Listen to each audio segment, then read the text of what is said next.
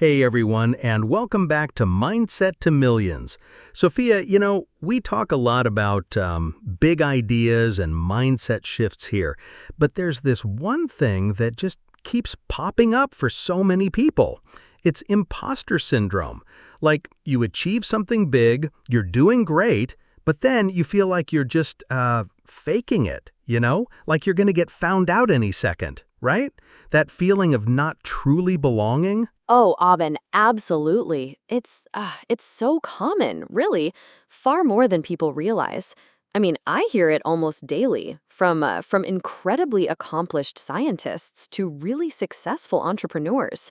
And for so long, we've just seen it as this huge negative, right? This thing to overcome or just get rid of. Yeah, because honestly, that's my first thought too. How do we ditch this feeling? It feels debilitating, Sophia. It's this constant anxiety, a fear of being exposed, and it can totally stop people from even reaching for new opportunities. It's not a good feeling. And that's totally valid, truly. But what if, and this is the big question, what if that feeling, that deep-seated imposter syndrome, isn't actually a weakness? What if it's actually a superpower? Like a hidden one? Seriously, I'm kind of convinced it is. Whoa, okay, Sophia. That's a bold claim. A superpower? How how in the world does feeling like a fraud become a strength? I mean, my brain just automatically goes to all the negatives there. Well, let's unpack it, right? First point, the drive for excellence. See, when you feel like an imposter, you're constantly over preparing, right? You're double checking your work, you're making sure you understand every single nuance. You don't want to be found out, do you know what I mean? So it actually fuels this incredible meticulousness. You try harder. So you're saying that fear, that internal doubt, it actually makes you better at your job? Like it makes you strive for higher quality because you're worried about falling short? That's interesting. I never thought about it that way. It's like a built-in quality control. Exactly. It's a self-correcting mechanism. You're less likely to become complacent, overconfident. You're always pushing yourself to learn more, to refine your skills, just in case. And that constant striving for improvement, that's what truly leads to mastery, to genuine competence. It keeps you humble, too. Like, oh, I still have more to learn, which, frankly, is a great mindset for growth. Okay, I'm starting to see it now.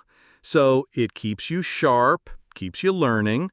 What about the human side of things? Like, does it affect how you interact with people? Because sometimes that anxiety can make you withdraw? That's a brilliant question, Avin. And actually, this leads to my second point, empathy and connection. When you experience imposter syndrome, you inherently understand what it feels like to struggle, to doubt yourself. This makes you incredibly empathetic towards others. You're less likely to dismiss their anxieties or their struggles because you've been there, right? Or you are there. So instead of being like a cold, unapproachable expert, you're actually more relatable? Like people can see themselves in you because you also have those moments of, am I good enough? Precisely. It fosters genuine connection. Think about it. A leader who admits that they also sometimes feel unsure or had to work really hard for something is often more trusted, more respected. They're seen as human, as authentic. It breaks down barriers, actually.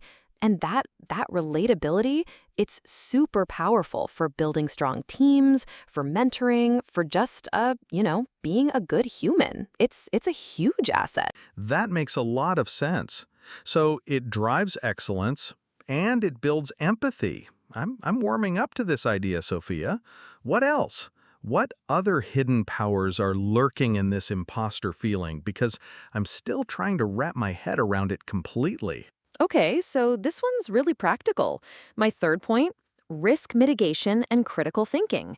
See, when you have that little voice of doubt, it prompts you to to really scrutinize things. You're not going to just blindly accept information or jump into decisions. You're going to ask more questions. You're going to look for potential flaws, right? You're doing a deeper analysis. So it's like an internal, a built-in wait a minute mechanism.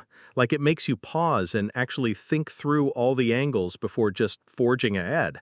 That could be incredibly valuable, especially in like high stakes situations, preventing rash decisions, I guess. Absolutely.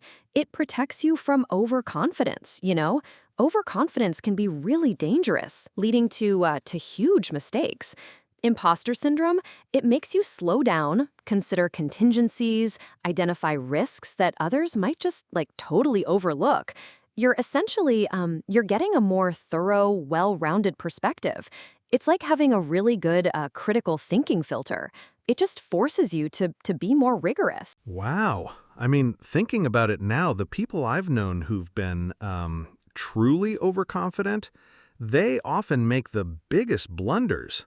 So this imposter feeling, it's almost like a protective layer. So we've got excellence, empathy, and critical thinking. This is pretty compelling, Sophia. But okay, so how do we use it? Like, how do we actually harness this superpower instead of letting it, paralyze us? That's the key, Abin. That's the fourth point, really, harnessing the power. The first step is reframing. Instead of saying, oh no, I feel like an imposter, I'm bad, say, okay, this feeling means I'm growing. It means I'm pushing my boundaries, and that's a good thing. Acknowledge it, but don't let it paralyze you, you know? Just like observe it. So, like, don't fight the feeling, but don't let it win either. Just acknowledge its presence. Okay, what else can we do practically? Exactly. Second, document your achievements. Seriously, keep a win list.